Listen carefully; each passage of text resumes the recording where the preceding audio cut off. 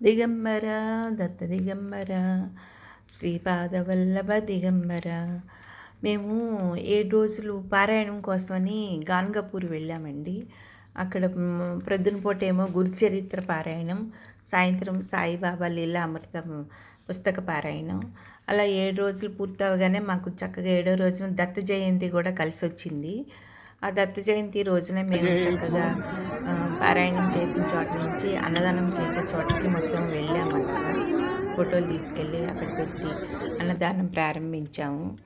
చక్కగా స్వీట్ పొంగలు, సాంబార్ అన్నము, ఇంకా దద్దోజనము ఇవన్నీ తయారు చేసి చక్కగా భక్తులందరికీ అన్నప్రసాదం చేసాం అనమాట. అసలు ఎంతమందో వచ్చారు, చాలా ఇష్టంగా తిన్నారు అందరూ కూడా. చాలా బాగుంది అన్నారు. అలాగా మళ్ళీ పౌర్ణమికి కూడా ఉంటుంది అన్నదానం 2000 మందికి.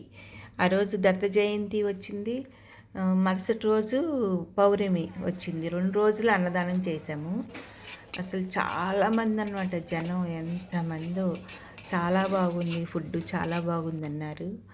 ఓకే ఫ్రెండ్స్, అది మా పూర్వజన్మ సుకృతం అనమాట. దత్త జయంతి కలిసి రావడం, పౌర్ణమి కలిసి రావడం, మేము అన్నదానం చేయడం, అలా పాల్గొనడం. ఓకే ఫ్రెండ్స్, మీకు కానీ నచ్చినట్లయితే please subscribe, like and share. Thank you.